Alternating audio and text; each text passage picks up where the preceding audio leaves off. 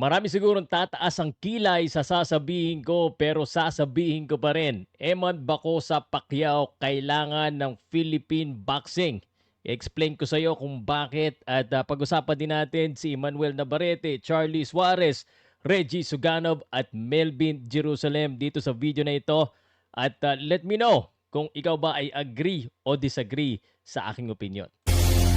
Podcast Sports, the number one independent sports voice of the Philippines. Una muna natin pag-usapan pagkatapos po ng konting kontrobersya kay Melvin Jerusalem regarding po sa kanyang laban kay Oscar Collazo, nag-move on na po siya at siya ngayon ay mapapalaban po sa South Africa sa May 16 at pamilyar po ang kanyang kalaban dahil nakalaban niya na ito. Pumunta po dito sa Colhuacuse sa Pilipinas at siya po ay lumaban doon sa Trilain, Manila. So, idedepensahan po ni Melvin Jerusalem ang kanyang kartada. So, good luck, Melvin Jerusalem. I'll reach out to you to ask for more information. Also, si Emmanuel Navarrete po ay successful na nanalo po sa kanya pong laban at meron na siyang belts dalawa, no? At ito, ang tanong, sino daw ang sunod? Masasabi ko lang, si Charlie Suarez po ay nanood. I think meron akong video ni Charlie Suarez sa kanya pong official Facebook account. Sila po ay nanood ng laban ni Emmanuel Navarrete at umaasa na sila sana ang susunod at sana nga ay sila na ang isunod ni Emmanuel Navarrete dahil deserving po si Charlie Suarez na maging sunod na mga kalaban. So ito po sa Charlie Suarez official Facebook page. I-follow nyo na rin po ito. At yan. So I think he deserves it. Last time kasi medyo nakaka-frustrate. Hindi sila pinagbigyan eh.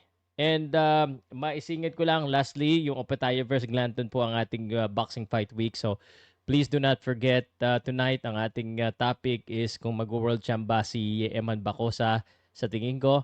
At ito pong Opetaia versus Glanton World Cruiserweight Zuffa Boxing Fight Championship po yan. And lastly, I wanted to say congratulations once again to Reggie Suganov.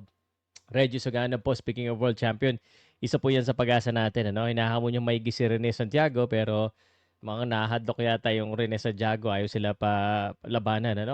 At ang balita ko, sila nga mismo naghahamon kahit dito. Kahit dito na sa Pilipinas gawin or sa Bohol. So sana naman ay pumalag si Rene Santiago. And ito na, ang aking opinion regarding kay Eman Bacosa Pacquiao. Nandiyan ka pa ba? Unang-una guys, Eman Bacosa Pacquiao, hindi naman natin maitatanggi. Nagte-trending po siya, marami po talaga. Miski nung hindi pa siya artista, nagte-trending na siya. Wala pa nga yung pelikula Puro endorsement pa lang nagte-trending na siya. So, here's what I'm trying to say. I'm not saying na siya pinakamagaling. Siya po ay ganito, siya po ay mas magaling sa ibang boxer. Hindi po yan sinasabi ko. No? Although mamaya, sabihin ko sa inyo kung mag-world champion yan sa live natin mamaya. Every Monday po, meron po tayong Boxing Fight Week live where I discuss about the biggest fight for the week.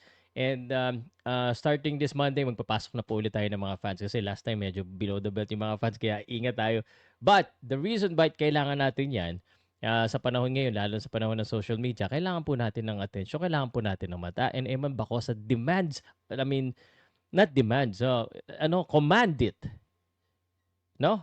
Laban niya, kahit sino kalaban niya, kahit anong ginagawa niya ngayon, ay talaga namang siya po ay hinahanap ng mga tao, sinishare ng mga tao sa social media. Pati sa mainstream media, kino-cover siya. Biruin mo and no disrespect to anyone, lumalaban siya sa mga iba't ibang event. Pero yung ibang mga boxers doon, binabalita ba ng mainstream? Pero Eman Bacosa Pacquiao, binabalita. So kailangan po natin yan, lalo na sa panahon ngayon, na wala tayong masyadong mapag-usapan ng mga sikat na boxer, kailangan natin ng sikat. No, nung naalala nyo, Ryan Garcia. Ryan Garcia, dami nagdududa dito kay Ryan Garcia nung panahon niya. Nung nagsisimula pa lang siya, bakit sikat siya? Wala pa naman siya nakakalaban na matindi. Wala pa naman ganun. But he continues to develop. Nag-continues na siya pagbaboxing. At ngayon, world champion na siya. Walang imposible guys. Basta kumbaga nagde-training. At saka syempre, ina-upgrade nila yung sarili nila, yung skills nila. So, kailangan natin yan. Kasi naman, ang makikita natin, ang hype natin puro negatibo at awayan. Puro katoksikan. Puro angasan. Pangad naman pag puro at least itong si Eman Bacosa, medyo good vibes, maka-Diyos, you know? May konting of course celebrity, may Jillian Ward na napag-uusapan. It is part of the business of entertainment and sports. Kaya nga sports and entertainment magkadikit 'yan, eh. Negosyo 'yan, eh. Kailangan natin ng mata and, ako mismo nakita ko every time na lumalaban si Evan Bacosa, iba yung support niya, yung support sa kanya. So, kailangan natin siya. Alam ko maraming magagalit, may magagalit, may titaas ang kilay, may magsasabi, "Sir, 'di naman magaling na boxing, 'di naman ganito 'yan." Kung wala kang magagawa dahil siya talaga yung inaano ng mga tao, hinahanap, eh. Hindi niya problema kung Pacquiao ang apelyido niya. Unfortunately, not for us, hindi Pacquiao ang apelyido natin, pero he still needs to work for it. 'Di ba? Bakit siya lang ba yung Pacquiao na nag-boxing o naging atleta?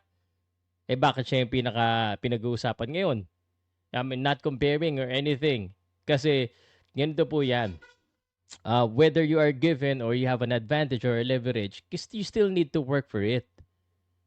No?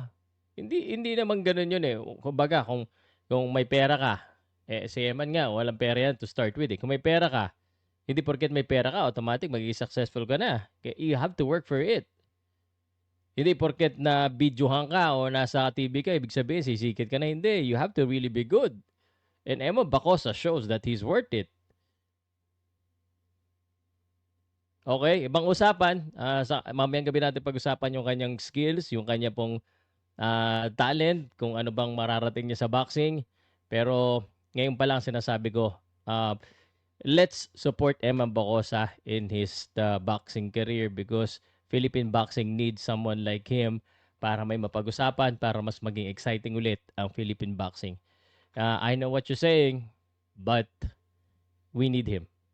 Ako na nagsasabi. Ano sa tingin nyo? Agree ba kayo sa akin o hindi? Ha? Wala.